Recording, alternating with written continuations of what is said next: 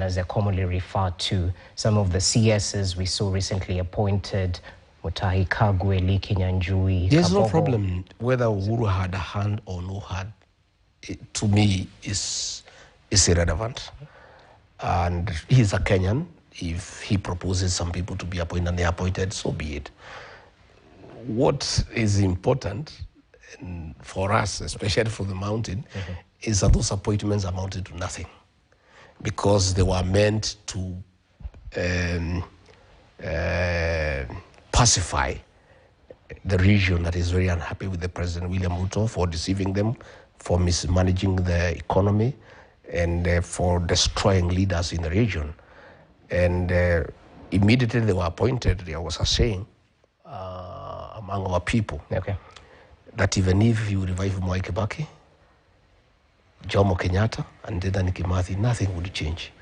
So we are really not bothered. Let them go and work. They have been given a job to do. Let them go and do the job that were given to do. We wish them well.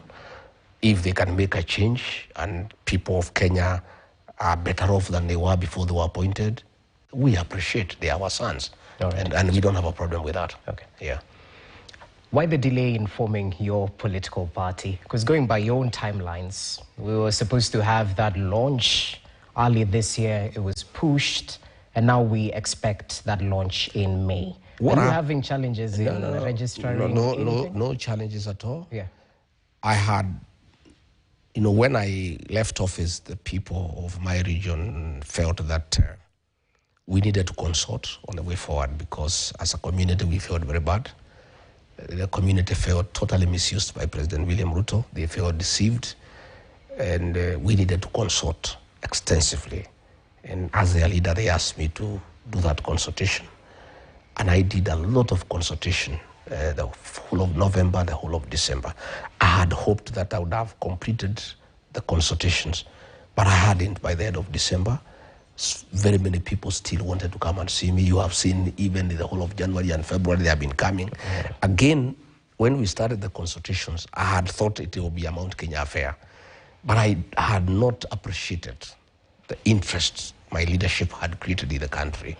And many other Kenyans from all other regions also wanted to consult with me. And therefore, we had to extend our time to complete our negotiations. But be as it may, our political party is ready. And for strategic reasons, I did not want to unveil it before May. But I must tell you, one of the reasons is that we wanted the IBC to be constituted, because quite a number of our senators and members of parliament want to resign from UDA and join our new party and go for by-elections. So we thought, my people thought that for us to get the right momentum, it's better for us to launch the party when IBC is in place. I want to give that reason now, because I've got quite a number of people who are through with UDA. They don't want anything to do with UDA. Just from the mountain? Especially from the mountain, because the whole mountain has moved from UDA. By the way, UDA now is a shell. UDA was Rigathi and the mountain. Without Rigathi and the mountain, there's no UDA. There's no party there. And our members, our supporters, in fact, if you mention UDA, and you have found even the MPs who move around with the president, they don't talk about UDA. Even the president, they don't mention him on the ground. So we decided that we want to wait for the IBC to be constituted. Then we launch our party so that we pick up with the momentum. We'll have several by-elections. We have today, as of today, 139 MCAs who want to resign from UDA and go for by-elections. We have. So you're going to force a by-election? We are going to have that's a simply little. What you're saying. We are going to force a little general election after IBC is constituted, because our people do not want to live a lie. The mountain people, my brother Rogers, are honest people. They are people of integrity, and they don't know how to pretend. When they are through with something, they are through. And when they want to move on, they want to. We have senators, we have members of parliament, we have MCAs who cannot pretend that they're UDA. And are they the And they will repeat what Raila did in 1994. And I admire Raila Odinga because I remember 1994. He left Ford Kenya and went to NDP, and he resigned and he was re-elected. And since that time, his career has been very rosy. Even I'm encouraging my MCs, MPs, and senators, the ones who make that very brave decision, because that is very courageous. To leave a seat you have been elected, you resign and go back to the people. It's very courageous. But I want to assure them, the way I'm listening to our people, any leader who makes that decision will be elected without a doubt, with very serious majority. Number two, they will be heroes of our people. And their politics will be rosy for decades and decades to come. So that is one of the reasons why we have delayed. But I want to say our party is ready. Okay. And I want to correct, I have seen a lot of people trying to say that our party is for the region, for Mount Kenya. It isn't. It's a national party. By the way, I have a lot of people who are interested in joining our party. And the mountain will have a home in that party. But it's a national party for everybody. But that will be the home of the mountain. Just like ODM is a serious party, but is the home of the Nyanza people. Ford Kenya is a serious national party, but is also the home of people from Bungoma and Trans Nzoia. You know, Wiper is a national party, but is also the home of the people of Ukambani. Okay. That's the way politics move, because politics are local. And our interim national chairman is from Kajiado County. Our interim national organizing secretary is from Machakos. Our interim deputy party leader is from Kakamega. Our interim assistant national treasurer is from Kuria in Migori.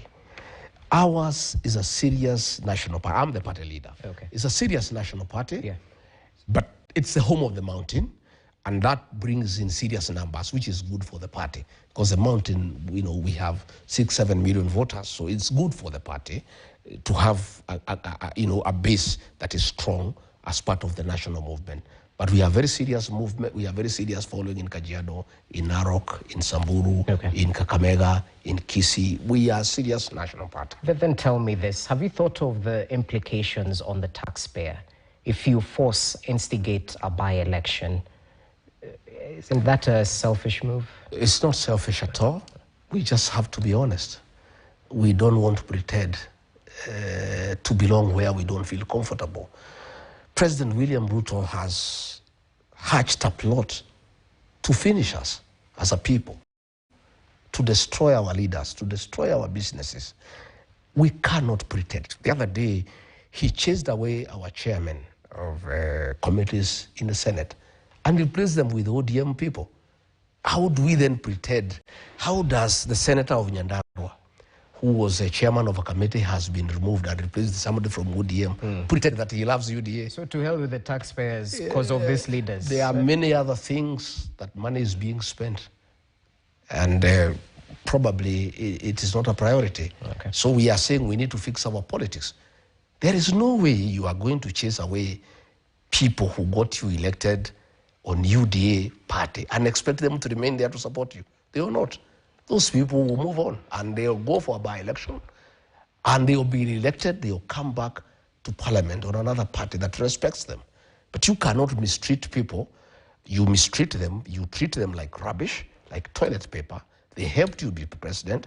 They helped you to form the government. Then you use that very government to punish them, to mistreat them, and then expect them to continue staying in UDA and pretending that they are very happy and that they love you and that they are comfortable. Okay. That is deceit. Okay. We don't want politics of deceit and comradeship. Interesting. Let's go to Wamunyoro. We might not be in Wamunyoro, but the essence seems to be here.